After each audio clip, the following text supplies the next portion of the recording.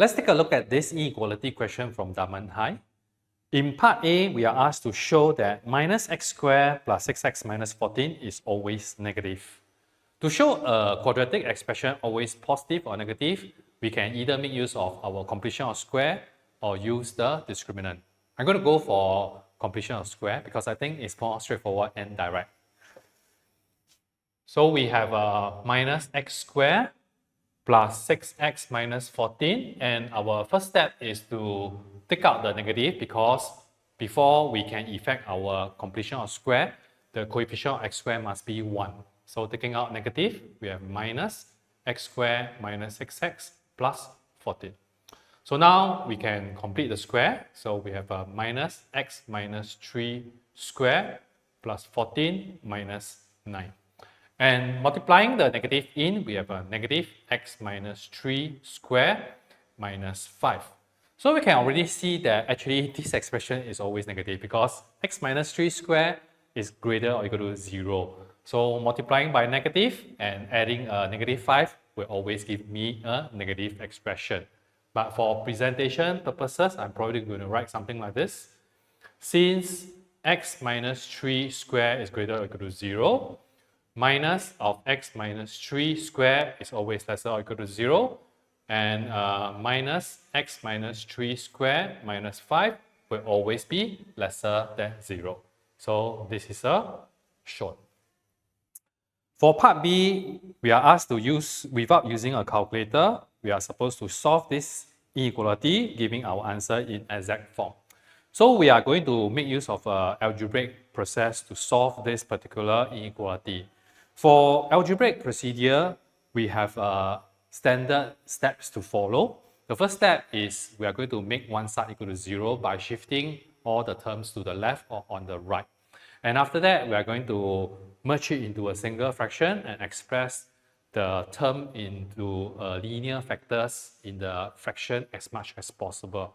And after that, we can solve by using the number line or graphical approach.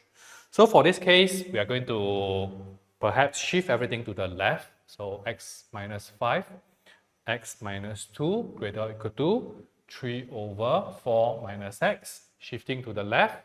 So x minus 5, x minus 2 minus 3 over 4 minus x greater or equal to 0. So now we're going to merge it into one single fraction, taking common denominator. X minus 2, 4 minus x. This is x minus 5, 4 minus x. Minus 3 bracket x minus 2 greater or equal to 0. Let's expand the numerator. So we have 4x minus x squared minus 20 plus 5x minus 3x plus 6 over x minus 2, 4 minus x greater or equal to 0. So when we simplify the numerator, we will have a minus x squared plus 6x minus 14 over x minus 2, 4 minus x greater or equal to 0. And now we can see that actually the numerator is something that we can recognize, which we did in our first part. We have already shown the first part, actually this is always a negative expression. And we can make use of what we have shown here by continuing to solve this. Since the numerator is always a negative expression, we can cross it over to the right hand side of this inequality. And I will left with 1 over x minus 2, 4 minus x. And don't forget, when you cross over always negative expression, we need to switch the inequality sign and end up with 0 here. Actually, at this stage, we can already solve using number line or graphical approach.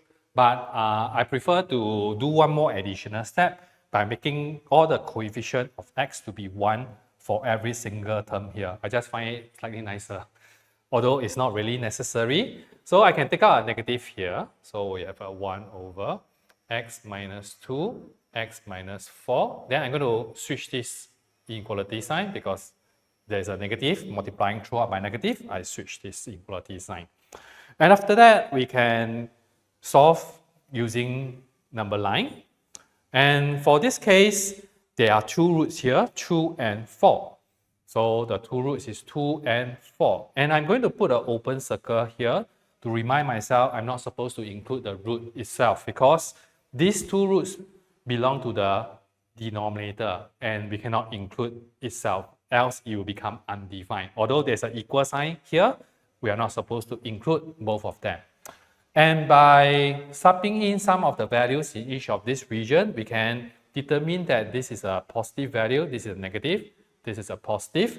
And since I want it to be greater or equal to 0, this is the region I'm looking at. So the final answer I'm getting is x lesser than 2 or x greater than 4.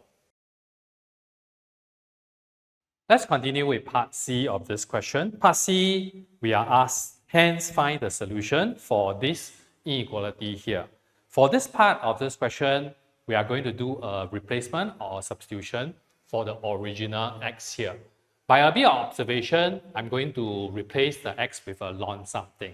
So by replacing x with a ln x only, I can see that there's no way we are able to get this. So we're going to do a bit of small tweak to it. So maybe we can try minus ln x. And this process sometimes is like a bit of try and error. So we probably need to try a few more times before we are able to get the result that we want. So by trying to replace my x with minus ln x, so replacing x with minus ln x, we have this minus ln x minus 2 greater or equal to 3 over 4 minus of minus ln x. And taking out the negative on top and taking out the negative below, we have a minus ln x plus 5 over minus of ln x plus 2 greater or equal to 3 over 4 plus ln x. And this negative get cancelled away, right? So replacing x with minus ln x is the correct substitution. And since the answer for this part B is given by this, when we replace x with minus ln x, the solution for this will just be minus ln x lesser than 2 or minus ln x greater than 4. So let's multiply throughout by negative here. So we have a ln x, we are going to switch the sign, greater than minus 2 or ln x lesser than minus 4. We know that ln x is log to the base e, so I'm going to change it to log to the base e, x greater than minus 2 or log to the base e, x lesser than minus 4. So we can do a change of the form. We will end up with a x greater than e to the power minus 2 or x to be lesser than e to the power minus 4, right? But let's hang on for a moment. If you were to write it this way, right, this is incorrect because if we were to leave this without bound for the lower bound, this will actually include all the negative values. And if you include negative values, right, how can it satisfy a ln x? So we have to remember that we are supposed to include the lower boundary for this case. And the lower boundary will be greater than 0. Right, this is a very common mistake made by students. And sometimes if you want to avoid this problem, right, you can actually use a graphical approach instead. That means we are going to draw the graph for a ln x. And it is okay because we are not like defying the question, because we are not exactly using our calculator. Because what we are drawing is a standard graph. So it's always allowed. And at this stage, right, if we were to draw the graph for a ln x, right, maybe I'll just write it here.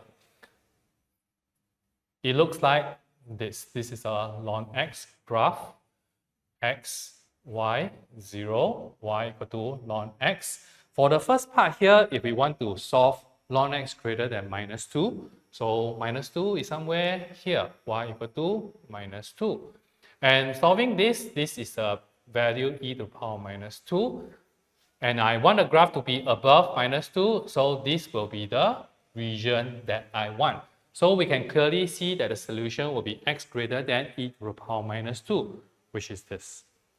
As for this part here, I want ln x to be lesser than minus 4. Minus 4 is somewhere here.